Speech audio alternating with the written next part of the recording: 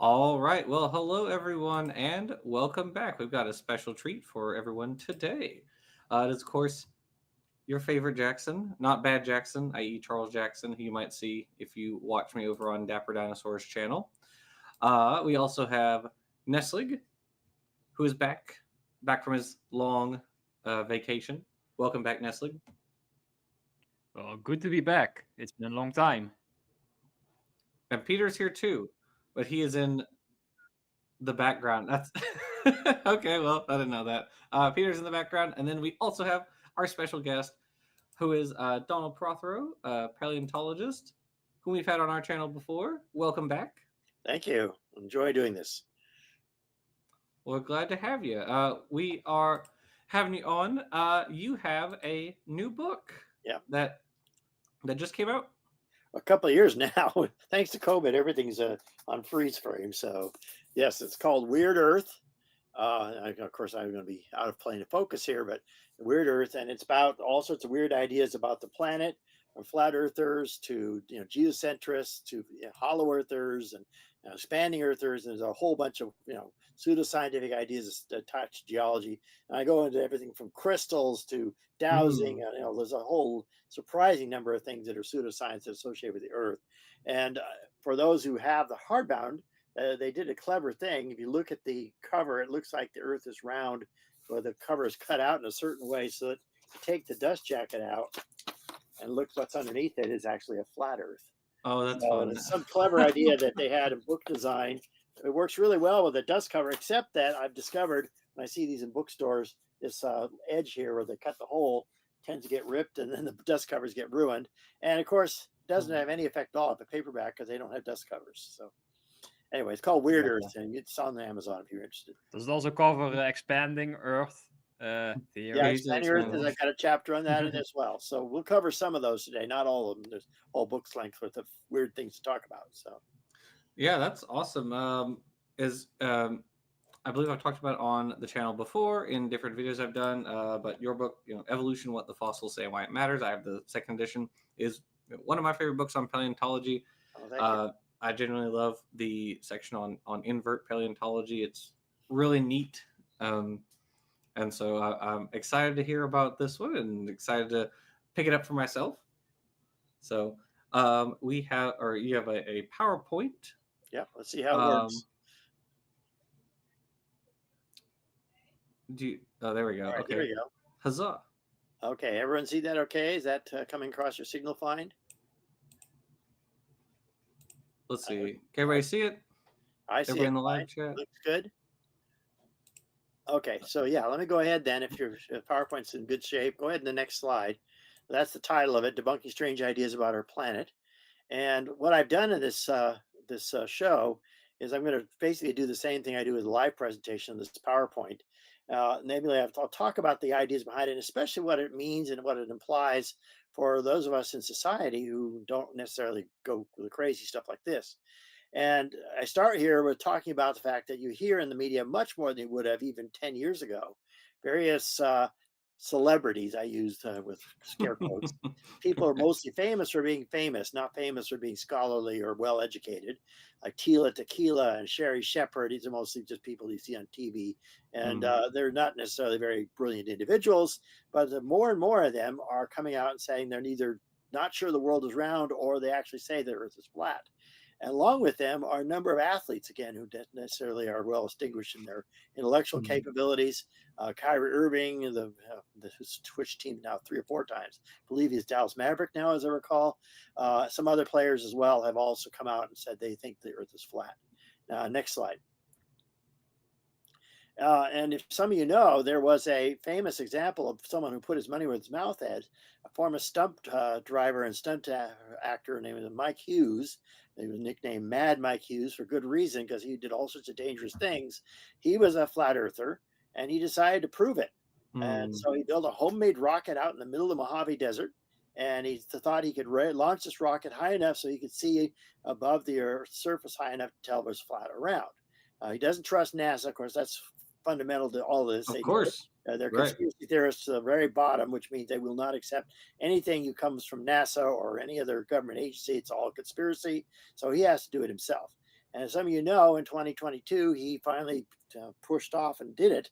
And of course, that video link there, which don't bother to run it now, but I think there's a I video link remember hearing online. about You just that. type in Mad by Q's rocket and a Hmm. search, and you'll get about 30-second clip of his whole travel. He goes up about 300 or 400 feet, and then has problems. The whole thing crash lands, and he died. It's kind, So at least this guy believed enough in it to sacrifice his life for it. it's More it's than you can say for the others.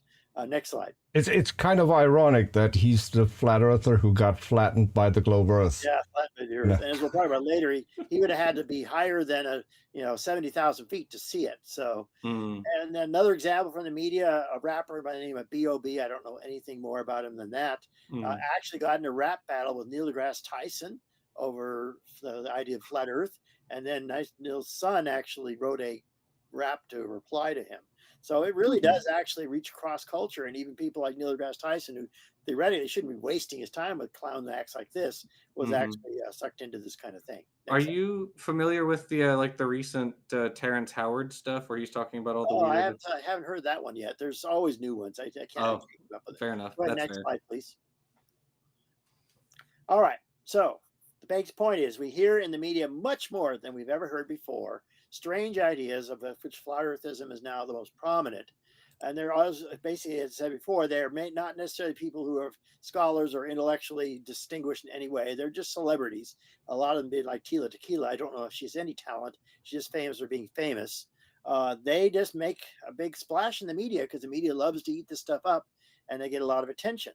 And then, as I said, athletes Wilson Chandler, Kyrie Irving, Shaq did this, but I think Shaq they later on discovered he was punking them because Shaq does that a lot.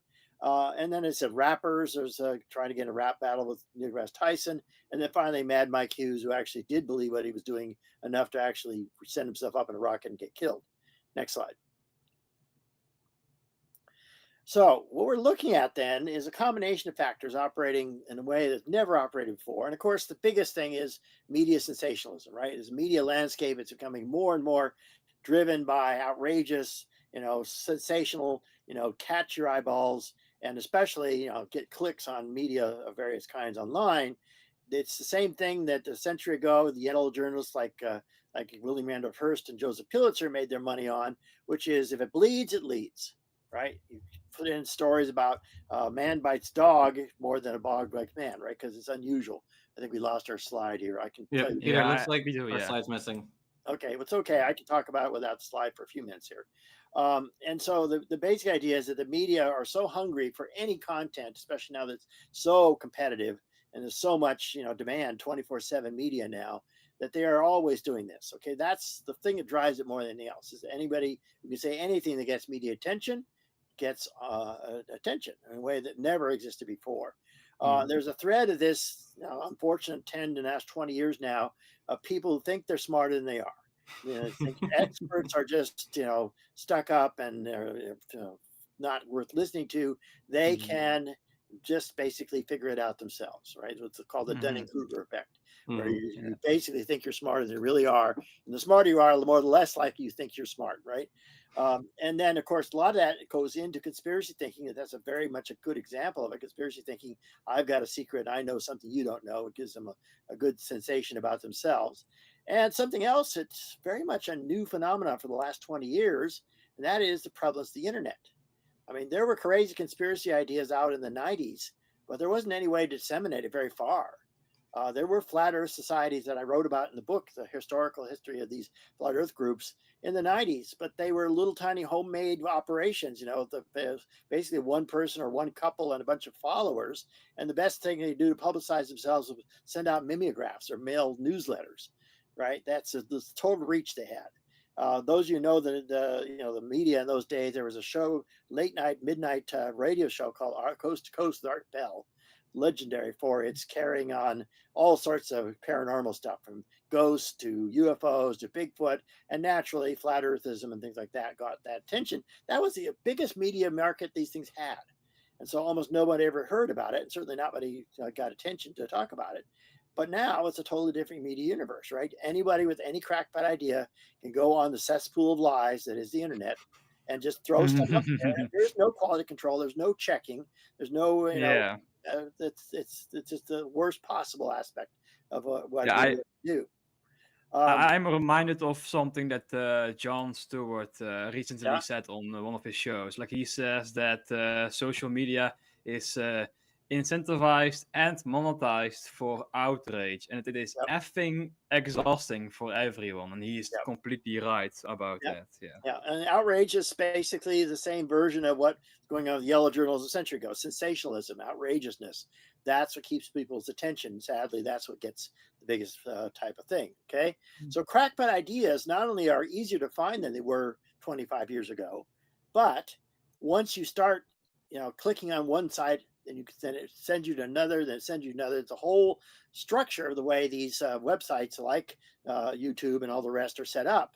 Is that minute you click on one thing, they will give you a set of similar videos made by sometimes the same people or different people, which will follow the same thread. So once you start clicking on one of these flat Earth videos, it'll send you to a whole bunch of others. And if you just keep going, you'll go down the rabbit hole before you know it. And right, it's just so much on there. It takes no time at all to get completely sucked into it. Yeah. Other I aspects. remember I remember Sorry, somebody like sorry for interrupting, but I remember somebody hitting letting YouTube play on auto, basically just automatically move on to the Yeah. next video, and Yeah. they ended up in some crazy thing. I don't remember exactly what it Yeah. was, but it was something crazy. Yeah, Just automatically sent there to that yeah, place. it sends you to what's most popular, right? That's how Mhm. it's generated. So once you click into one of these things, it tells you the next most popular link that's similar, and then so on. So you just get sucked further and further into these things that are basically gauged by how popular and how many clicks they get. We have issues like there's not much way of treating critical thinking in schools, and how the education system doesn't try to teach science and critical thinking in the way we should be doing it. That's another story into itself. But basically, it's this, amateurs are now these days saying, I can figure this out myself. I'll do my quote unquote research online, which of course is the opposite of research because it's all stuff that's already been pre-canned to tell you something that is not true. And unfortunately, you're getting what some people call the democratization of knowledge. In other words, everybody decides they're smart as everybody else. Well, that's nice, but it's not true. Okay. And the other thing, in particular, the context of these things we'll talk about today, is that much of what we're talking about is not intuitive. It's not common sense, right? When we stand outside, we see the sun go across the sky, right? As humans have seen for millions of years. That's the intuition we have. The sun moves and we're stationary. Okay, it's very counterintuitive to follow Copernicus and recognize that we're moving and the sun is sitting basically in stationary position. It's counterintuitive to think the world is round, right? You have to be very high above the Earth's surface to see the curvature, which not until recently was that possible. All right. So basically, science is not necessarily judged by common sense and intuition, right? Science is judged by whatever data and experiments show. Often they are nonsense to people who don't understand that, or they don't make sense because they're not common sense, they're not intuitive. Okay, go on, next slide then. All right, I'm sure. I think I'm animated. Go ahead, click it again and see what happens. I forgot what's here. Sometimes I got animations in these. Okay, yeah, I forget what was that previous slide. It's okay. So our first specimen who shall examine here are flat earthers. And again, intuitively, most of the time it's very hard to see the curvature of the Earth, right? Humans rarely are in a position where they can actually pick up the curvature of the Earth at any significant distance, okay? The only way you can do this is to be almost 70, 80, 90,000 feet above the Earth's surface, which most people don't travel in airplanes that are that high. Okay, you're normally 40, 50,000 feet in a jet airliner, and you're looking out the side window, which doesn't give you much of a panorama. So you're not going to see the curvature from the jet airplane in your commercial flight. The pilots can actually see it to some degree because they have a better view, but you really have to be up where the Concorde used to fly to see it, or spacecraft used to fly. And so that's really something that is that people don't recognize. Mad Mike would have had need oxygen and heat system and everything to get high enough to actually see the curvature, because he didn't get very high at all. And then, of course, conspiracy thinking is essential in all these things. You have to believe everyone else is lying to you. All government agencies are corrupt, NASA especially. It's all part of a global conspiracy with all the other world's countries and governments, which right away begs a lot of questions. All of them have to be in a conspiracy so that everything they send you, whether it's images from space or video or whatever, is part of that conspiracy. Okay. And so what they're thinking of is an idea that basically dates back to the pre-Copernican days. The Earth is a giant flat disk, and the sun moves around in a big arc above it. I'll show you an image of it in just a second here. And then to make that work, you'll see it as a north polar projection. Antarctica can't exist. Antarctica is a giant ice wall that supposedly surrounds the entire edge of the circle of the Earth. Okay. And before COVID, there was a big plan to have a giant cruise out to Antarctica to see if they could see what was beyond the ice wall. Okay.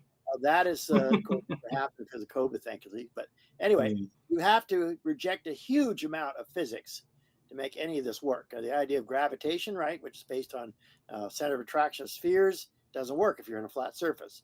Pretty much most of all of physics has to be rejected, and that's part of the story. Go ahead, next slide. So there's a series of images, right? So the conspiracy thinking, the globe is a hoax, the moon landing is a hoax, space is a hoax, NASA's a hoax, right? Dinosaurs are a hoax. I mean, basically, you become a rejecter of everything that is scientific in order to, reconcile this view of the Earth and the view of the planet with what your beliefs are. You can't believe anybody who's an authority of any kind. And that's unfortunately the similar kind of way of thinking we see creationism, right? Everybody outside of them is a liar. Next slide. So there's a sort of a cartoon of the way they render this thing. The Earth is a big flat disk, dome of the heavens like we had in the days before Copernicus, where the stars are sitting on the flat dome, and the sun and the moon, as you see there in the lower right image, travel in big arcs around the edge. So that's why they appear to rotate around the Earth as we see them. Next slide. And so you think about that for a moment here, right? You have a big problem. If you see the flat Earth there in the bottom, and you have a light source that's above it at any distance above that surface, you're not going to have a dark side and a light side. You're not going to have night. It's going to be day all the time, no matter how you play with it. You cannot make the sun only shine on part of it if it's flat, right? The simplest that is one of the first obvious demonstrations. The only way you have a night side of the Earth and the dark part of the year, and the dark part of the night, is to have a sphere that rotates, and so only part of it gets sunlight at any given time. And so that's the fundamental thing they don't have a good explanation for. You can pretty much floor them when you talk about it that way. Next slide. And so here's the slide about the party cruise to the wall, which was planned shortly after COVID started. They said that's a polar projection there of the Earth on the left, which is what they think is a true map of the Earth, not just a projection. And of course, that big white boundary around it is a supposed ice wall. Everyone who's supposedly been to Antarctica are, again, part of the big hoax. I've got friends who've been to Antarctica. I know they didn't go through any ice wall. Next slide. Now, this is one of the more familiar of these flat earthers. This guy was in a documentary that was made a while back.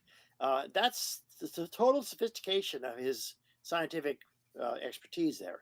A little toy, a model with a flat earth, and you see he's got two bulbs sitting on those two rotating arms. There's a sun and a moon, supposedly, those two light bulbs. And, you try to play around with this, you turn those things and rotate the arms around, and the shadows of light will move around a bit. But, if you have a bright enough light there, like the sun, at no point will that disk ever go black, right? It's not curved enough to make that happen. So that is pretty much the limit of their sophistication. They make toys, right? They don't do physics. They can't do math. In fact, they don't trust math because they can't do it. And so all the stuff that we know from physics and geology and math just simply right over their head. And it's not going to convince them in any way because they don't believe in it, right? The math is scary to them. Next slide. All right. And so there's a whole series of these videos that have been made about them. This the one that was most famous is that's the same guy right there in the slide with his model. And they actually have in the last sequence of this video, whose name I can't remember at the moment, it's in the text there. They have the flat earthers line up a series of poles across a long flat transect with the idea being that they would shine a laser through the opening at each pole, and they would all be the same elevation, and they would show that the laser goes straight through all the openings, and it would show that the Earth is flat. Well, when they did it, they actually discovered the laser does not come out the other end, that it starts showing up lower and lower in the pole, because actually they picked up some of the Earth's curvature. So at the very end, they're puzzled because the experiment has actually shown them they're wrong, and they don't know what to do with it. That's typical. Yeah, I remember that moment. I think the guy seeing the results or reacting to the results was like, interesting. Yeah. Yeah. They're not about to reject what they came there to prove. That was Jeranism. They're not. Yeah, it was Jeranism. Yeah. Ideas yet either. Yeah. So it's basically a cult. They really are, indoctrinated into this is the most central idea that they follow. Next slide. I'm curious. Have you heard of the final experiment? Because Jeranism, as far as I know, is the only one so far who is accepted. A guy called Will Duffy. A guy called Will Duffy has invited globe earthers and flat earthers to go visit Antarctica to witness the 24-hour sun. And now, all the flat earthers are retracting their videos where they say it's impossible for there to be a 24-hour sun on a flat Earth, and they're now coming up with explanations on how it could be possible. It's insane. Well, and that is the only explanation I have seen is a crazy explanation. Basically, they propose that the flat Earth works like a Pac-Man world, like where you end up on the other side when you cross one side. Basically, it's Pac-Man. Basically. There's also one that says that because of the dome that covers the Earth, that will somehow break the light, so there will be a flat Earth visible on that particular spot. They haven't quite figured it out how that spot moves then, because those spots should be all over the entire world, and then we should have a 24-hour sun everywhere. It just doesn't work. It's a classic example of what happens when you accept some kind of a fixed model, and then you refuse to admit it might be wrong. So then you work your way backwards with ad hoc, explanations to try to salvage it, because you're not going to admit that you were wrong in the first place. So that's the classic way these cultists always operate. The creationists the same way, right? Now, let's go to the next slide then. All right. So then, of course, the Bible has many quotes as well about the Earth being flat.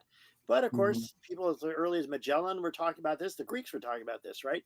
They know the church said there's flat, but I know it's round, for I've seen the shadow of the moon, and more faith in the shadow than the church. Of course, Magellan died trying to go around the Earth, but nonetheless did prove it was round in his case. Next slide. So what I did in this book, after talking about the history of this idea and a little bit about what people have said, is I wanted to back up and say, what I do in my college classes is similar. It's not just enough to know facts, which unfortunately the way we teach science is often just rote memorization without understanding, spit out facts without really grasping what they mean. And at college level, I have the option of trying to, as much as I have time for, teach them why we know something. What is the evidence supports this or that particular assertion that science makes? So the end of each chapter on each of these different strange ideas is a fairly thorough review of various types of evidence that have come together, some of it from the ancient Greeks and some much more recent, that says why we think this is the way it is. So go ahead, next slide here. It's too hard to read that list anyway. I'll just go over some of them. Of course, around 200 BC, as some of you know, famous experiment made by Eratosthenes in Alexandria, who was an Alexandrian Greek, Hellenistic Greek, living in Roman times. And Alexandria, of course, was still, at that point, still had the famous library and was still the center of scholarship at the time. And he was one of these people who, like many Greeks, had realized the Earth must be curved and wanted to do an experiment, and discovered there was a way to go about this. Namely, Alexandria sits some distance away from the Tropic of Cancer, okay? And he realized that there's places on Earth where the sun is directly overhead at the first day of summer, which is the summer solstice, usually around June 22nd. And he'd heard that a place down the Nile called Syene, which is shown there on the right of that figure, at the first day of summer, shafts of sunlight would go all the way down to the bottom of a well, straight down to reach the bottom. And no other time of year would you actually be able to reach the bottom of the well. So the well was perfectly lined up with the sunlight coming in at an angle. So basically, it's a geometry problem then. So he takes Cyene as his starting point, and he calculates the distance between Cyene and Alexandria, which I think he had slaves actually mark the distance all the way between them. And then you do a geometry calculation of what that distance comes out to and what the angle is. And his original result for the circumference of the Earth was within 1% of the actual value. Tremendous calculation for 200 BC. And so, this is something we've known about the curvature of the Earth since at least the early part of Greek history. And of course, the Romans and most of the others knew about it too. Yeah, it's a really cool calculation. And then the other place where people well before Columbus or anybody else, Columbus is not trying to prove the Earth was round, contrary to the myth. Columbus and everyone else knew it was round, as did Queen Isabella and King Ferdinand. He was trying to prove that he could go around the Earth and reach India, a shorter route if he went west rather than south around Africa. That's the whole thing about the myth of Columbus, and that's evolved. But anyway, Columbus and almost any sailor of those days knew very well that if you're out at sea or you're just in a port looking out at sea, and you have a clear vista of the ship on the horizon, as the ship recedes from you, it recedes in a very specific way. Namely, the top of the ship disappears last. It goes below the horizon with the bottom of the ship disappearing first and the top disappearing last. So that's an archaic diagram there on the left showing this person looking at the very top of the ship. As it goes over the curvature of the Earth, you lose the bottom first and then the top. If it were just a flat Earth, it should completely shrink in all dimensions, and you still see the bottom when it finally disappears out of sight. Next slide, please. Yeah. Oh, also before you go to the next slide, can you go back for 1 minute? Sorry, Peter. Okay. Well, go ahead back. Like when you show that image on the left, you have to mention that that is a highly exaggerated. Like flat earthers will it's a cartoon. Get the wrong idea when you show. No, it's a cartoon, like but that was an old archaic diagram that, of course, is exaggerated for a reason. Okay, go ahead to the next slide then. Yeah. So this is what, if the Earth was flat, you should get, right? A ship would appear, all aspects of it, including the bottom, would appear to shrink equally as it got further away. Next slide. But what happens, go ahead, keep hitting the button as it goes through here. Maybe this is what I mean, the animation that might not work. Yeah, anyway, I think the animation doesn't work. Behind the horizon. So let's go on to the next.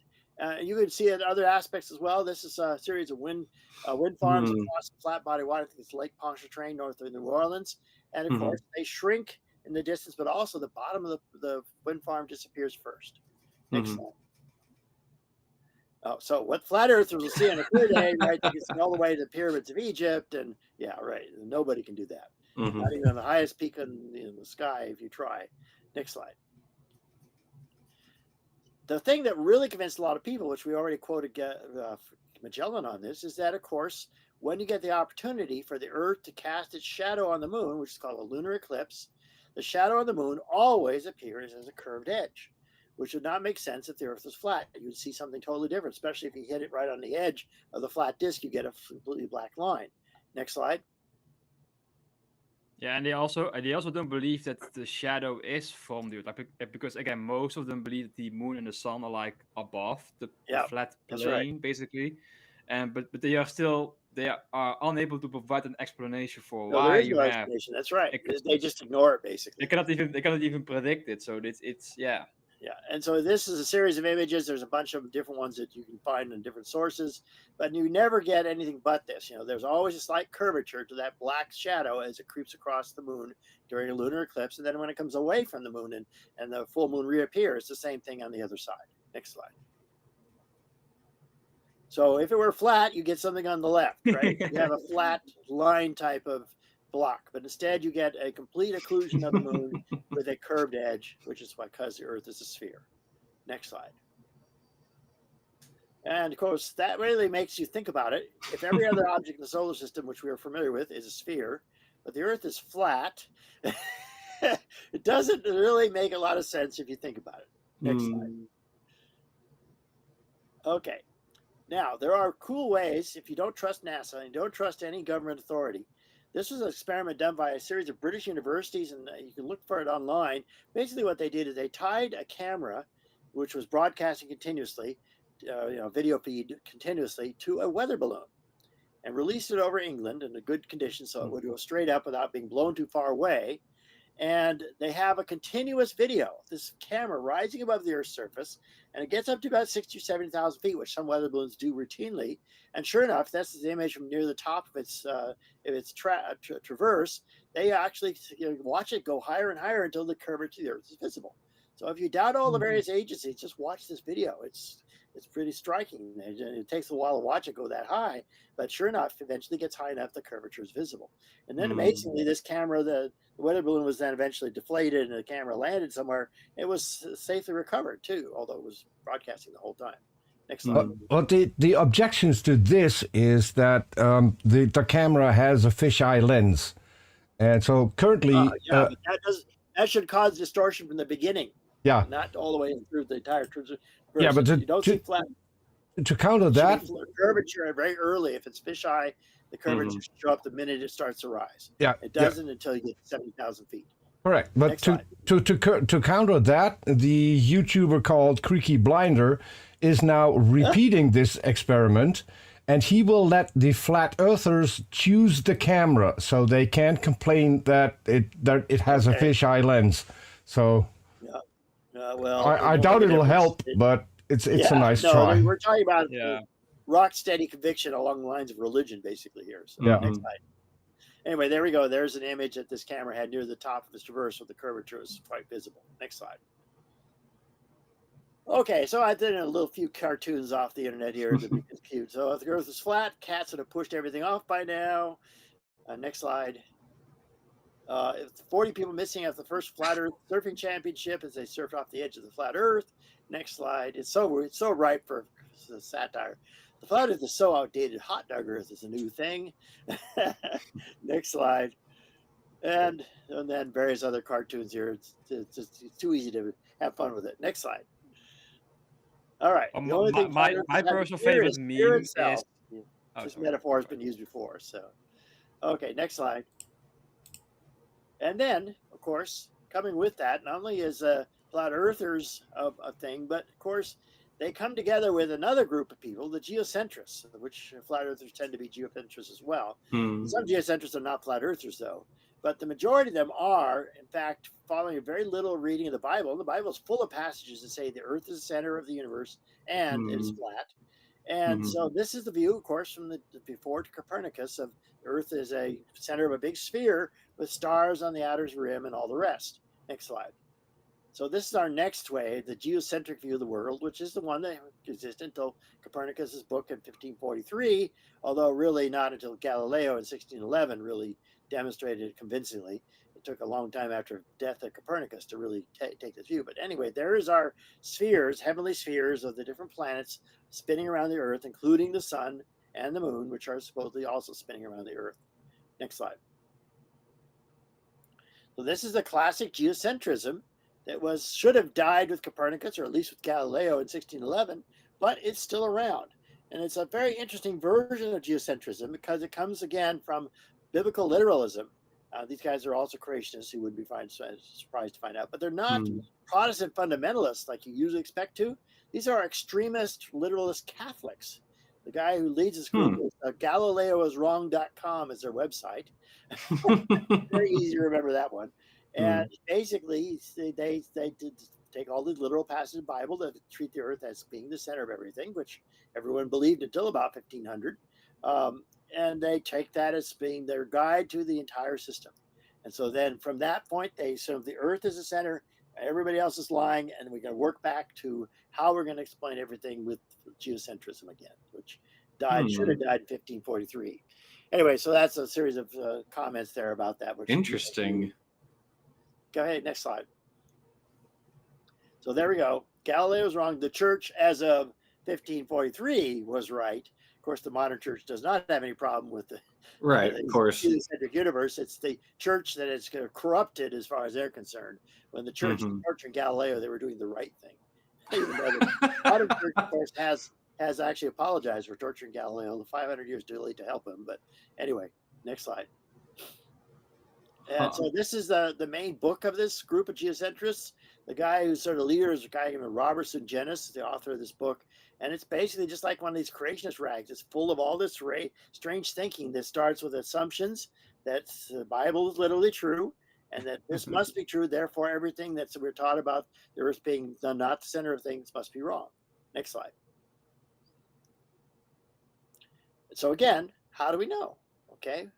Again, the obvious thing would be, well, let's watch it from space. And we have had now several space probes which have gone far enough beyond the Earth's orbit to look back at the Earth and the moon and see it as it is. And of course, that isn't going to help because they're conspiracy theorists too. Of course. And everything anyone does is a hoax. So let's go to the next slide here and some examples of other things that we can see to establish. Oh, now it doesn't show up very well.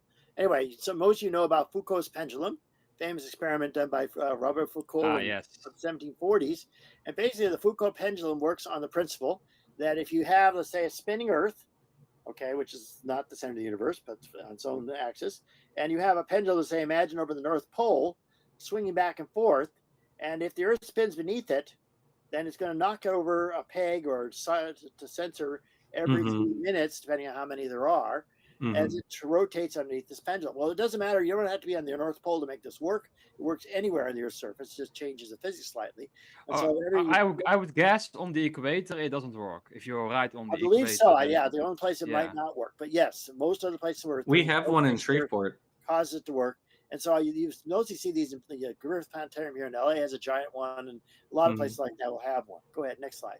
Anyway, Foucault showed very convincingly the Earth was curved and the Earth was spinning, and of course, it can only make sense if it's a planet around the Earth. All right, so there's the physics of the Foucault pendulum there. Next slide. All right, this is something I always teach to my students when I teach oceanography or meteorology or any other subject involves air or water moving across the Earth's surface, the Coriolis effect. And that is if the Earth is spinning, which it is, okay, and you say have something moving from point A to point B, it will tend to deflect because where it's going to has moved out of its original position. And the best analogy we have is like a merry-go-round. If you're on a merry-go-round moving around and you try to throw a ball straight at your partner on the opposite side, if it's moving fast enough, then the ball will not reach your partner. And if your merry-go-round is going counterclockwise, it'll actually appear to go to the right of your partner as you see it. Okay, and so it'll appear to have a right-hand deflection. What's happening, of course, is your partner is moving so fast that they are actually moving out of the direction where you threw it to. So when you throw it to the partner, they're already gone. Okay, that's why it appears to turn, but in fact, what's turning is you. You're on a rotating reference frame. The best analogy I can think of is if you think about what a basketball player does. So they don't throw the ball to where the player is. They try to pass the ball to where it's going to. And that's the only way to complete the pass in basketball. You shoot to the cutter and pass to anticipate where they're headed. And that's the only way to make it happen. So the Coriolis can only be explained if the Earth is rotating. Next slide. Anyway, so again, another meme for the thing, teach a controversy in the center. Next slide. Okay, here's our third example, which I was surprised to find was on the internet quite a way. And that is the so-called expanding Earth model. Before plate tectonics, which I'm wearing my plate tectonics shirt today because I taught it in class this morning, a very famous geologist from Australia named S. Warren Carey argued that the Earth was once expanding from its original dimensions because the continents fit together so nicely. And so that was his argument. And in the 50s, when he made it, it was legitimate that something was going on like that. Then plate tectonics came along and explained, of course, why these continents do fit together. They were together, but they moved apart because they traveled across the Earth's surface. That pretty much ended Warren Carey's attempt to make the expanding universe work. And since then, a whole bunch of geophysical calculations have been done. Every one of them shows there's no sign at all that the Earth has ever expanded since it was formed. However, it doesn't matter, right? That's science. These guys aren't scientists. There's an artist who has his own website there, kind of Neil Adams. There's his link to his thing there. And Neil Adams is clever at animation, not so clever at science. And so he is capable of making an animation which makes it appear that if you shrink the Earth down, you match all the continents up, they all match together and seem to all fit and cover the entire Earth. And then its animation runs and you see them expanding apart and you get to the present configuration of the continents.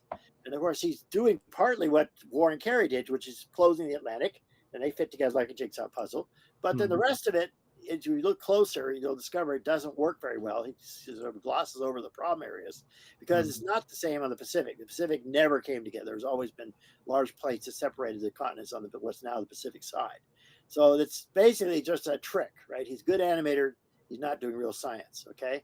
And of course, the problems with that, any beginning geologist in right away can tell you what's wrong with that. Number one, which we have subduction zones where crust goes underneath the other crust of the earth, and they are well documented with a whole line of geophysical and geochemical evidence. That's not something we just imagine. We can actually see their actions from the earthquakes they cause, but a lot of reasons as well. All right, but again, this is science. They don't take science seriously. Okay. Now his website then has a tremendous amount of traction on the internet again, because once you get to it, you get sucked into more and more sites that do similar things. Next slide. So this is one of the screen grabs from his thing, right? He had 4,000 BC, which the Earth has got to be a little bit older than 4,000 BC. Even human civilization is older than 4,000 BC. Anyway, he's got the Earth all shrunk down to about 2/3 its original size, or current size, and fixed all continents together, and then, of course, has it all just jumping out and all in 6,000 years. The math doesn't. Yeah, the math just doesn't work on that one. Like for the Pacific, it's like that doesn't like you could theoretically make the math work for like the Atlantic side, but the Pacific just doesn't make any sense at all. No, and of course you can tell 6,000 years. You know where that time scale comes from. So right, of course. Anyway, so let's go on. Next slide. Like I have a question, if I may. Like how, like if the Earth expand, like if the Earth would expand like that, you would expect to find some like fractures. What as the curvature of the surface changes, you expect to find some fractures. How do we explain the lack of such fractures? Yeah, that's it. I mean, the real geology of these places does not support it at all. Once you know something about geology, you know that it's just an animation trick. All right, let me quickly just mention one or two other things then here, and I'll wrap up for our purposes of time. Believe it or not, there's been a popular idea for a long time that the Earth is hollow, or at least a good chunk of it's hollow. Now, when Jules Verne did this in the 1860s with Journey to the Earth, of course, all they knew about the Earth's interior was what they could do from caves, right, which are very shallow, as it turns out. They don't go very far down at all, and some mines, and they were very little about the interior of the Earth. And so Verne, of course, if you read the original book, he's got them traveling through a cave system, which to them seemed like really deep. But it's only a good cave system. If it goes down a kilometer at all, that's about it. And the Earth's diameter is 6,000 kilometers, so 6,731 kilometers actually. So it's not even beginning to get to the bottom of things, literally. The deepest we've ever gone in the Earth's crust is a borehole in Siberia that reaches down to 12 kilometers, or about 8.5 miles. And at that point, pressure and temperature was so high that the drill bits melted. Right. And so anything beyond that is just unreachable by anything we have. Okay. In other words, because the Earth gets hotter as you go interior. And I've been in mines that were not air conditioned before. They were old abandoned mines in the Mojave Desert when I was a student. And you can feel it. If they don't have air conditioning and all the ventilation, everything going anymore, you start to drop in level after level. You can really feel the heat of the Earth coming from inside. And you go to any depth at all, nothing survives because the pressures and temperatures are so unbelievable. All right. But the hollow Earth idea has come back just like every other crap on the internet. Crackpot sites get all over this attention and so on. And basically, this idea is that somehow this hollow Earth is hiding things. And there's a tunnel to this center of the Earth from the top of the North Pole. And there's a connection to supposedly Adolf Hitler and the Nazis hidden in the Earth's interior and should have died in Berlin in 1945. It really goes off the deep end of crackpots. Okay. Interesting. What do we it's basically the Julius Verne scenario, basically. Yeah, Jules Verne was doing what he could do for the 1860s, right? Almost nothing was known of their interior. Nothing really was known about their interior until about the 1930s, when enough seismographs were around the entire Earth to actually see through the Earth. The way seismic waves travel, it's a long story I won't have time for here. Seismic waves travel tell us about the interior structure, and this is what we have now. And so most of it is immensely hot, and the pressures, even pressures a few kilometers down, are too hot. You know, these guys who, for example, work in diamond mines that are maybe a kilometer deep, they can only go down for 4 or 5 hours at a time with full blast air conditioning, and where they work basically naked, full blast air conditioning and ventilation. But after 4 or 5 hours in that condition, they have to zoom up in a fast elevator before they die. Okay, that's how difficult it is to work on really deep mines where they mine diamonds in South Africa today. Next slide. And then the book goes into a whole bunch of other weird ideas. Of course, the story of how the moon landing was supposedly a hoax, which is laughable because the technology in 1969 did not exist to do what people claim it did. there's a whole bunch of myths about the magnetic field of the Earth, flipping overnight. Movies, of course, that propagated this, like the movie 2012, and transforming the world. In fact, the Earth flips takes about 5,000 years to complete. So if it had been happening, all human history has already been happened in that time. Okay, nothing like what people think it is. There's a myth, an urban myth about earthquake weather. Supposedly warm weather or whatever has caused earthquakes. Of course, that's all after the fact recollection. You remember specific earthquakes and then you're associated with whatever happened at the time. In fact, there is no connection whatsoever with weather and earthquakes, because earthquakes happen kilometers down. There's crust, as most know. The weather changes that we have in the Earth's atmosphere only penetrate a couple meters down, right? You dig a hole down in the desert and it's cool below the top surface layer. That's what the desert tortoise and a lot of desert animals do, right? It does not penetrate at all. Okay, and then a bunch of other things here. Again, the list is not easy to read, so let's keep moving. For time reasons, for not anything. However, combination of that and other factors mean that we're reaching a crisis of science literacy in this country. Okay, depending on how you phrase the poll, something like 2/3 of American millennials agree the Earth is round. Well, that's okay, but it should be 99 or 100%, not 60%. Okay. Flat Earth conspiracies are spread all over the place, and there are all sorts of media attention for them anytime they come on. Next slide. It's really scary how bad now combination of science literacy and belief in all sorts of crap they learned on the internet is going on all the time. I can't read all my numbers there, but there's a series of polls showing how alarming numbers of people who accept flat earthism or geocentrism or just aren't confident that what they learned in school is true. And I blame that to some degree on the way school is taught. Again, you teach by rote memorization. There's no incentive to understand it. You just spit out answers. That's why at the college level, I insist on teaching them why we know things. And that's what this book tries to do as well. So it's a whole series of examples of flat earthers trending on Google and various polls showing this. And it's scary how quickly this kind of disease of the mind has spread. Next slide. There we go. This was at a flat earth conference. Someone put up a whiteboard to a straw poll. How many round earthers versus flat earthers? Of course, with that conference, you know what the bias of that poll is. Next slide. So back to where we started. Why is this occurring? I mean, part of it is what I was saying earlier, this democratization of knowledge. Everyone thinks they're smart as anyone else. There's this populist movement of people who reject authority, expertise. Unfortunately, a whole political party now has been captured by people who do this. And we don't know, you have to guess who that political party is. They hate being told, and they've known this before Trump's days, right? They hate being told answers by elites. They resent people who are educated. They resent people who have authority and expertise. People have authority because they had training, and that's why they're there. Okay. Yeah, go ahead. I actually would disagree with that they resent elites. They resent the elites that they dislike. They like the elites, like Trump is an elite, for example, even though they don't call him that. Do they consider him elite, though? The right kind of elite, yeah. Do they consider him elite? I don't know. I don't No, know. they won't call him an elite. People with expertise, and famously during the COVID thing, he was doing all this garbage that all the medical people were rolling their eyes and they couldn't stop him. So I don't know if he really tries. He doesn't want to pretend to lead. He wants to be rich, but he wants to be like them, or at least that's what he pretends. He wants to be liked, and he wants followers. That's right. People who will just clap. Right. He needs attention, and this is the way he gets it. Okay, and so we see, it's now eroded deeply into our society with all those polls that were in the previous slide, how much people do not understand what's going on, especially thanks to the way conspiracy thinking is just exploded. I don't think it was ever possible for it to be so. I mean, think about how crazy the claims of QAnon are. And that they are pretty crazy. Americans actually take QAnon seriously, and they have since 2016.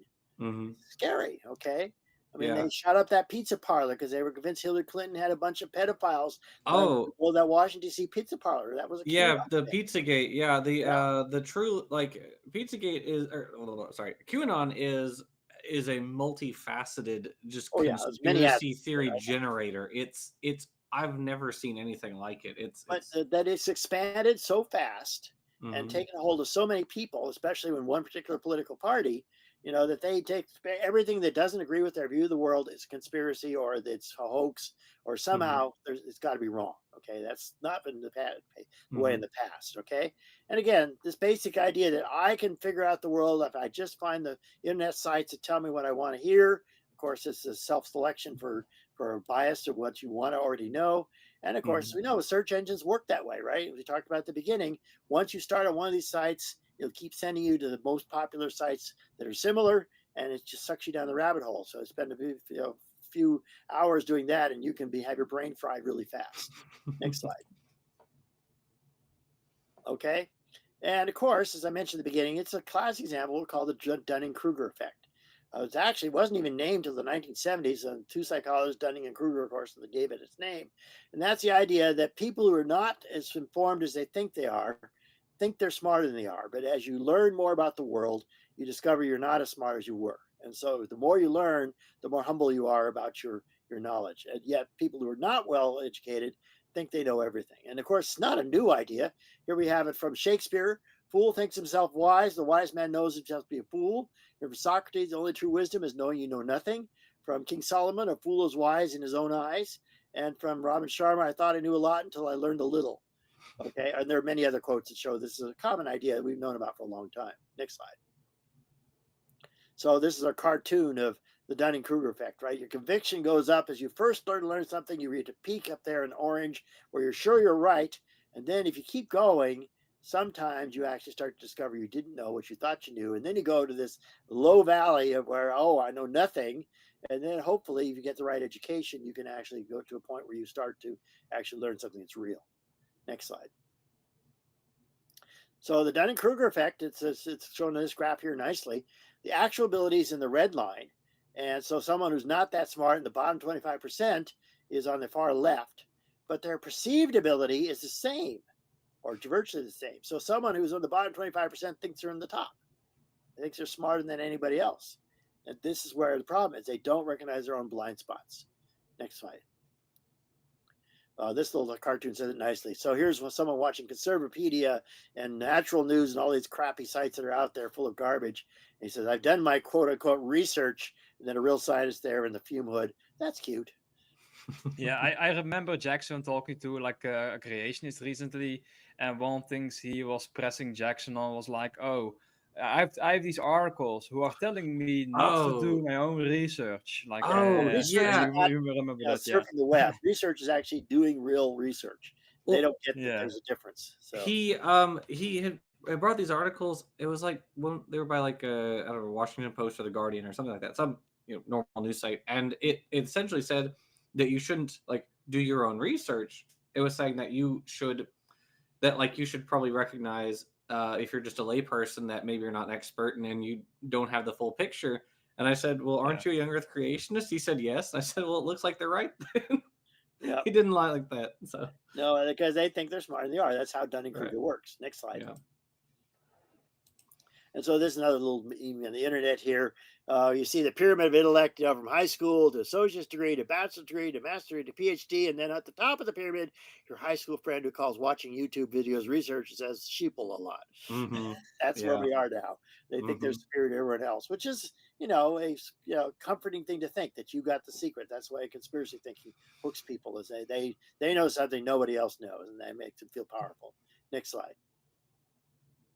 So there's a huge number of these things going on. It's happening all over the country and actually worldwide, thanks to the internet, of course, which is global as well.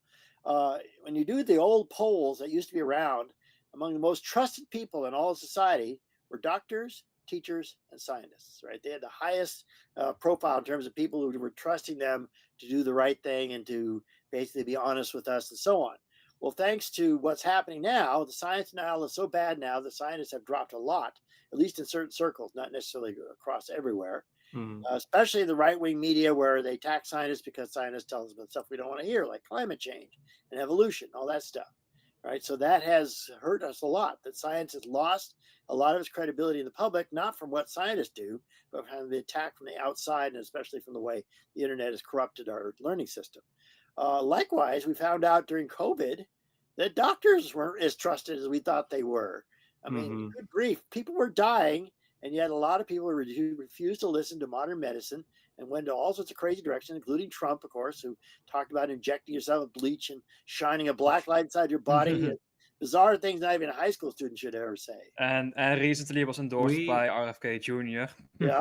we did Yeah. we did a couple of videos on that. Like we talked about RFK and we talked about the COVID conspiracies at the start of COVID. So yeah, we're very familiar with a lot of those. Yeah, and that we never thought doctors would be so questioned, but sure enough, we showed that that is, in fact, just as sad a story as it is what happened to scientists. Next slide.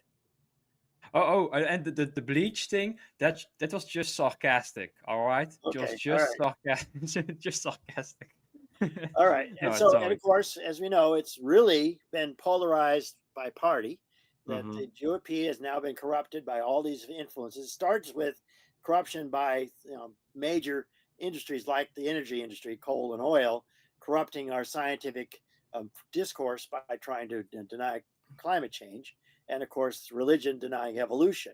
But it's now, of course, snowballed into this one big mass of QAnon, climate change denial, creationism. The whole GOP is now a giant reality denying machine.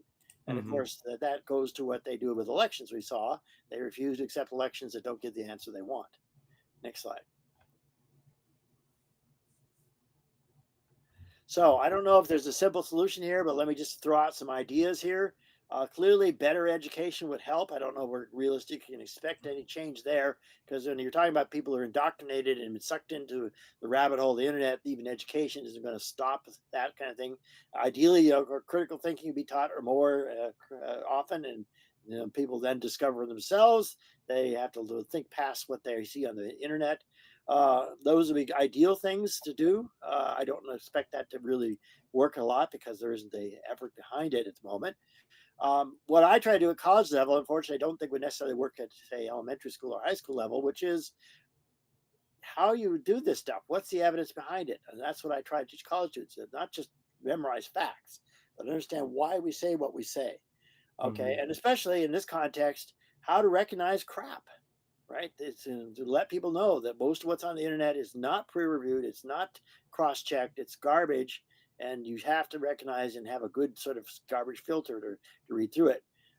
This isn't going to happen very easily, especially now that one political party is just all sucked into the giant conspiracy rabbit hole. But it's the only way I can see around it. Next slide. Yes, there are people who would like to repeal reality. Next slide. All right. So Carl Sagan always seemed to say it best. Okay. In The Demon Haunted World, his last book before he died, 1996, we've arranged a global civilization in which the most critical elements profoundly depend on science and technology. We've also arranged things so almost no one understands science and technology. This is a prescription for disaster. And of course, Carl died now 30 years ago. It's amazing how predictive he was. Next slide. All right. So there we go. Scientists say Earth endangered by new strain of fact-resistant humans. I believe that's my last slide. Yes, it is. All right. Thank you. I like it. Okay. So I guess we have a minute or two for questions here. Don't. Yes. So people in the live chat, please put the questions you have and tag me so that I can identify them. So now would be the time to input your I questions. don't see the live chat here. Maybe I can bring it up. I can put it here in our little side chat. Yeah, if I you see would your like. communication with the rest of us, but I don't see Okay, that. there's the YouTube live chat. I have a question. I have a statement. It was really I think it was kind of captured by that Sagan quote. I watched some different political streamers, one of whom is a guy called Destiny, and he talks a lot with conspiracy theorists, and that idea of not understanding how things work. He's used the term like magic boxes. Yeah. So like a cell phone is like a magic box. Right. Computers a magic box. Vaccines are a magic box. Climate change, etc. And so the ideas underlying these things are so abstracted away from our everyday experience that it's easy to fill the void. Right, and it's unfortunate, but that's a reality. These things have gone way beyond the level of any layman to understand, beyond the simplest point. And so there really isn't a simple solution there. The science technology is hard. And the really cutting edge stuff is extremely hard. It takes a lot of education just for a handful of people in the world to do certain kinds of things. Unfortunately, that's not democracy. Right? Yeah, again, the concept of doing your own research, like again, like on the one hand, I of course don't discourage anyone from like looking something up if they are curious. Yeah. But doing your own research is hard. It Right. often takes years of training to understand how to even read the literature, especially if the literature is on subjects that are very complex indeed. It's hard. It takes education to do that too. Yes. Yeah. So I have a question from Andrew Cumming in the live chat. He says, even with the imperfections in the current peer review system, do you still think it is the best or one of the best processes we have for quality control today? Yes, that's the only system we have at the moment. I mean, look at the internet doesn't have any quality control anymore. Any kind of garbage is on the internet, and its only criterion for staying up there is how many eyeballs does it pull, right? How many hits does it get? So that's not quality control. That's just popularity. And yes, science is flawed. Yes, scientists are human. Yes, peer review fails once in a while. But there is no other system on the entire planet that has its own internal cross-checking system like peer review, right? Every article I ever write for a scientific journal has to be read by at least 2 and usually more reviewers. They are usually anonymous. They usually are frequently picked by people who are my arch enemies. So I have to be able to put up with all sorts of bullshit from people who don't agree with me. And you have to have a thick skin as a scientist. If you want to publish your ideas, you have to be able to prove it and refine it and fix it until it's passes muster of the peer reviewers and the journal. The journal will also referees that process. And so, stuff you'll get through once in a while, but no other part of society has that kind of scrutiny going on anymore, right? Politics, religion, it's all basically whatever you say. There's nobody going to tell you you're wrong. And only science has an external reality against which we must check, and a system where your self-deception can only go so far because your peer reviewers are not going to be deceived. They might be your arch enemies, in fact, and they're going to give you a very hard time. So if you publish it at all, you've gone through a pretty stiff gauntlet already. Then I'd add to that, I would argue that you'll see in the science media, again, they're still driven by sensationalism. So they'll publish sensational story this or sensational story that. And when I read those, I say, okay, maybe. Because what usually ends up happening, what's sensational for science media, turns out to be wrong usually in a year or two. Because if it's big enough a deal, then other scientists will go in and immediately kind of check it and see if they can reproduce the experiment and see if they can get the same results. And sure enough, most of the time, within a year or so, if it's a hot enough idea that's gotten a lot of attention, it's also been debunked. I write geology textbooks as part of my career. And I usually wait 4 or 5 years before I put a new idea in the book because it's usually the case they're gone in 4 or 5 years. Right. I personally have been involved in a bunch of these studies where I will double check some sensational thing that's been published by somebody else, and I'm in a qualified position to actually re-examine it and study the data by myself, and then I can say this is garbage. Okay, this is the problem. Science is hard. Science is fallible, but it's the only place we have left in the entire intellectual sphere where there is some quality control checked against an outside source, which is reality. I'm not sure how close attention you pay to infighting in evolutionary biology, for instance. Are you familiar with the extended evolutionary synthesis? That those sort of groups? Yeah. This happens all the time. I mean, science is about some very, very strongly opinionated individuals. That's one way of putting it. Yeah. Win attention. Okay, and get published and get grant money. We are driven like any other humans by those kinds of factors. So yes, there are outrageous ideas appear in the sciences, and then what ends up happening is that if you give it a long enough time, the garbage eventually disappears, and what ends up becoming accepted by the majority of the members of a particular research community is something that survived multiple rounds of cross-checking and so on. And I've watched these ideas come and go, hot theory number so-and-so or hot idea so-and-so. And everyone likes this. In 1980, the asteroid extinction model was just all over the place. Well, it's now pretty much sitting on a boundary of, well, maybe it's part of the story. You won't hear that. Now as you mentioned that, it reminds me of you showed some funny images during your presentation. And one of my favorite images was or you see the dinosaurs are looking up towards seeing the asteroid hitting the flat Earth, and the flat Earth like tips over, and the launches catapults them. all catapults all That's the a good idea. dinosaurs into space. Well, anyway, I mean, all those ideas, they tend to be very popular. The media likes simple and neat and wrong. And so you get simplified, simplistic, mostly false notions of what's actually happening. And then the result is over time that filters out. One time there was all this bandwagon of everyone saying, oh, humans killed off all the Ice Age mega mammals. That was very popular. Well, the last 5 or 6 years now, it's been pretty much shot to pieces. And the story, humans may be a part of the story, but all the data shows that it's complicated. In fact, that's usually the right answer most of the time. If you guys you want to say something about what we think about scientific idea, the right answer is usually it's complicated. There's nothing in science is as black and white as you get in the media, because the media doesn't like complication, especially science media. It just wants nice, simple, soundbite-sized science, simplified to the point of being too simplistic, because that's again what makes media attention. Gets people to pay attention, and then they don't follow up, right? I've watched these stories. So and so said such and such. 5 years later, no one reports that it was debunked. Right? That's not glamorous. Yes, that's actually the idea only that gets there. No one realizes that it was shot down within a couple of years. Yes, that's a phenomenal point. Going over the conspiracy theories, like the sort of the where are they now, but of conspiracy theories. That's a great idea. Yeah, I've watched. That's the thing I've seen people talk about in debates. Like, should we go back over and say, like, okay, so you would acknowledge that this point you tried to make earlier was wrong before we can move to this other thing. And people just, we don't see that in the media at all. It just like flies under the radar. It's like whether it's right saying someone's wrong, unless you do it in such a way that it's controversy, where they can drive conflict, then it gets attention.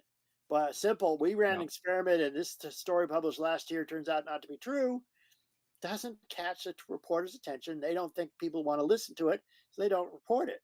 I am a part of the profession. I keep attending professional meetings and reading the journals all the time, so I keep up with what's happening.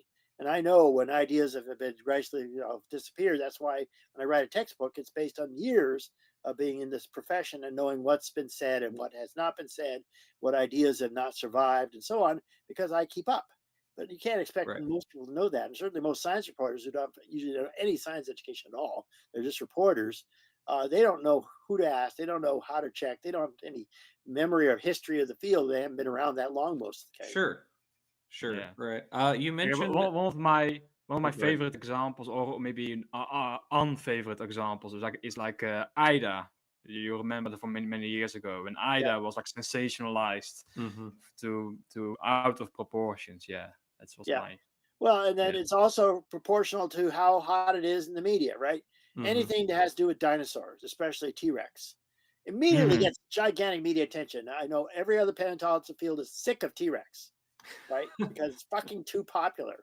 It dominates everything, right? And I said another story of T-Rex. I immediately click out of it because I am sick and tired of T-Rex. Okay, I work on animals nobody gives a shit about, like fossil rhinos, fossil mammals. But I love it. No one else is competing with me. There's no cutthroat backstabbers who try to shoot me down. And on top of that, nowadays, everybody who works on popular stuff like those dinosaurs, especially T-Rex, there's a giant fanboy network out there now that's spending all of its time obsessing about stuff that basically isn't science at all. Stuff like behavior and the sounds they make and the colors there. We have no evidence for that, right? But they obsess about it as if it's something we can know something about.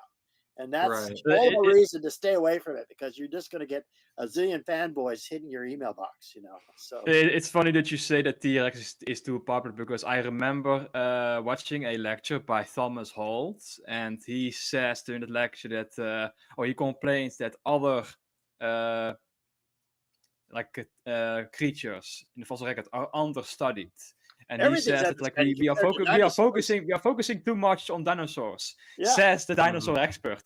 He is the T-Rex expert. Well, we all agree with that. Even the dinosaur experts are probably sick and tired of being second guessed by people who don't know shit. But the reality is, it's media drive it, right? People listen to what media pick out as being most important. And the only advantage to me is that I work on something no one cares about. So no one's crowding me, no one's second guessing me. I spent a whole week in New York 2 weeks ago. I finished a whole bunch of work on American fossil camels.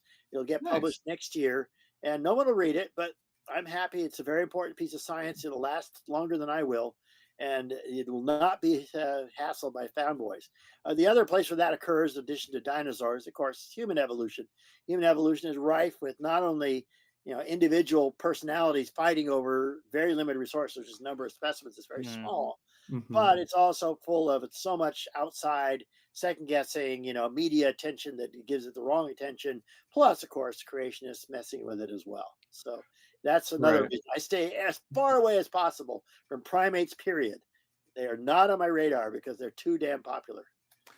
Savage Vampire Pterosaur Cobra for $5 says, "You mean to tell me paleontologists don't use the units bigger or smaller than a T-Rex as a standard measurement for theropods?" Yep, that's a running joke, especially on the Facebook pages. That's like that. That's similar to the Americans will use anything but the metric system. Yeah, that's right. That's the theme. And we will not use the metric system. Yeah. We'll measure things by objects that are not necessarily familiar to a lot of people. So, You mentioned, I believe, at the start that you also talk about healing crystals in the book. yeah, the book is a sort of broad spectrum of all sorts of weird ideas about the Earth, to fill out the whole number of chapters I wanted to fill out. So there's a whole chapter about crystal healing and the crap that's associated with that. And I talk about what a crystal is and why it doesn't have magical powers. And dowsing is something I've done some more research on that recently. I was actually on a program that Jim Underdown ran for the Skeptic group here in LA. And so he actually to play the game with dowsing, and then had me go stand in front of these big gravel pits out in the San Gabriel River near where I live, and you can actually see why there's water underneath everywhere. Right, a dowser, all they have to do is point their fork stick down at the ground, and if you dig deep enough, you hit water. Because virtually under any place where it's flat enough, and there's some sedimentary basin, sedimentary fill below your feet, there's water down there. The water table fills every place. Okay. You want to get it fast and easy. You to have someone who knows what they're doing, which is a real geologist, namely a hydrogeologist or groundwater geologist. They actually know where the water is at various levels and how to get the right way to get to it. But if you're willing to dig in a hugely deep well, you can find it anywhere, even in the desert. Jackson, you missed one question. I'll above. get it just 1 second. Okay. Yeah, I saw it. I do want to point out for everyone who is watching that I did put the link to Weird Earth Debunking Strange Ideas About Our Planet is in the description. If you guys would like to purchase the book, I know I certainly want to purchase the book now. We can field, if you want, we can do one more question if that's fine with you. Sure, I'm fine. Okay. Yeah, take care of a few things in a minute here, but go ahead. Gotcha. So we have a question from Katina Pack Bays that says,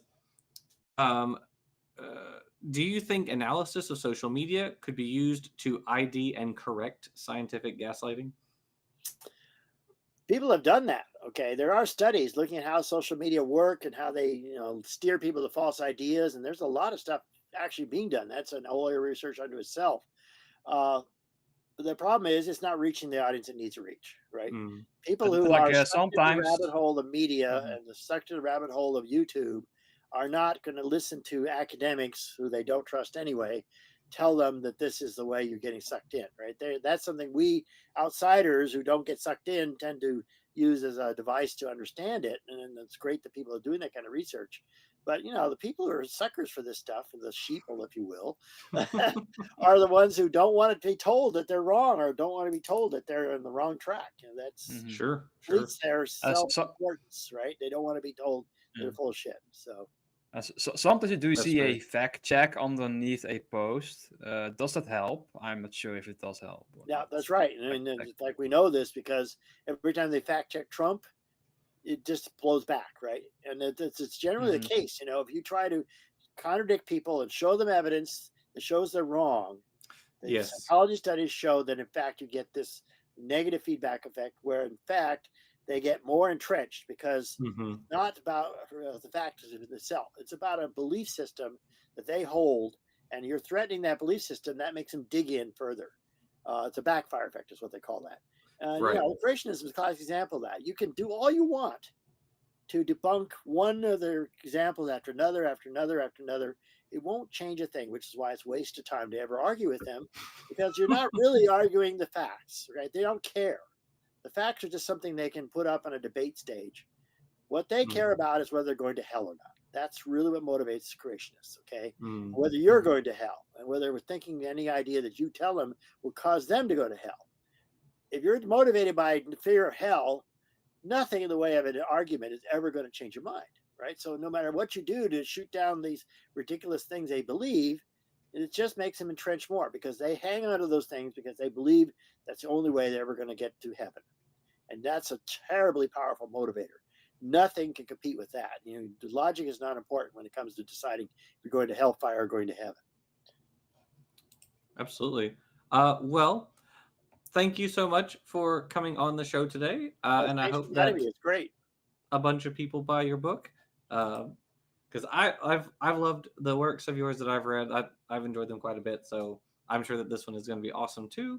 When I read it. So if there is time, I have one final question, if I may. Sure, go ahead. What's up? What do you think about Stephen Meyer's comment about being no mammals in the Mesozoic? No. I haven't heard he said that. I've worked on Mesozoic mammals. He said his exact comment was the first mammals appeared in the Eocene. Oh, well, that shows you how ignorant he is. My first published paper was on Jurassic mammals from the dinosaur beds in Wyoming, and which had been known since the 1880s. I worked on some more recent specimens. So 2/3 of mammalian history happened during the age of dinosaurs. Right. Incredible fossil record. So it's just, Steve Meyer has no qualifications of paleontology whatsoever, right? He was a history of science. Yeah. He's completely clueless, and everything he says about the fossil record is completely wrong. But because he's speaking to a captive audience of Discovery Channel or Discovery Institute creationists, he doesn't hear anybody telling him, oh, this is wrong, this is outdated. I shot to pieces his book about Darwin's Doubt, which was all about the Cambrian explosion. And I did a really long review, which I guess ended up not only publishing, but also put up on his Amazon site. And I got close to 2,000 comments, both back and forth. A lot of people jumped in and battled the creationists on my behalf. I didn't answer anybody, of course. I don't know if you know Professor Dave. Professor Dave Explains. He's a big YouTube channel. I think I've heard of it. Yeah. He so I had the privilege of co-authoring his video on Stephen Meyer, because he did a whole series on just debunking. I think I've seen some of his. Yeah, I sort of remember. So I got to co-author that one with him. And then I'm not sure if you're aware, but Gunter Beckley is kind of the new point man for paleontology over at the Discovery Institute. Oh, yeah, he's the new guy who does that. We did 2 videos on him because so I got to co-author that one, and then Gunter came back with a response, and then we went through all that. But anyway, so if you have time for that, good, more power to you. I do not have time to do that. Well, now that class, that's what I wrote the book for. The evolution book is to answer those kinds of questions. And I'm not interested in having a debate with someone who doesn't know what they're talking about. So, and that's fair. Since class you're started, welcome to do it. I just don't feel like it. I have my life's too short now. I'm 70 years old. I'm not going to waste more of it on creationism than I already have. So that's totally fair. Yeah, but with class starting, and I'm spending so much time working on my classes and getting my PowerPoints together for the lectures and everything, that I really don't have. I haven't even put out a scripted video in over a month now. The next we're doing a long series on the Ancestors Tale by Richard Dawkins, which is one of my favorite nonfiction books. And yeah, we're 42 or so episodes into it now. Well, it's funny. I'm headed the direction you are, because starting last year and then through much of last summer, spent a bunch of time writing a bunch of YouTube videos, which I've recorded 25 of them now. Okay. And then I had to go to my book deadline. I finished my book this summer as well, my next new book. And in the process, I said, okay, I've got this all in the can, and I want to launch it. So I was thinking maybe Labor Day weekend or something, but I'm now too busy to do that. I got to do a launch at some point where I say post 3 of them, and then 1 a week afterwards, subscribers will get notified. Absolutely. And I've got a ton of them. They're all about evolution of giraffe, evolution of elephants, evolution of horses, evolution of rhinos, all in about 6 or 7 minutes. That sounds awesome. So it's all ready to go. I just have to. My son has actually set up me a YouTube channel, so I'm ready to finally get it together, but I just got to find time for it. And I said put aside the rest of the summer to do other stuff like write my book and do research in New York. But now it's I'm in the semester and I realize, oh my God, my time has disappeared.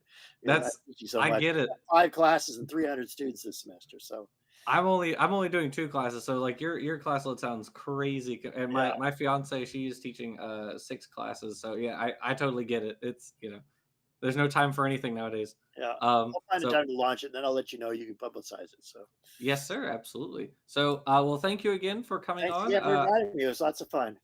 Yep, and we will see. Thank you everybody for watching. And again, we have a wild stated clearly. Stated clearly also says he'll promote your channel as soon as it's up. So thank you. So thank you guys for watching, and we will see everybody next time. So bye, everybody. Bye all.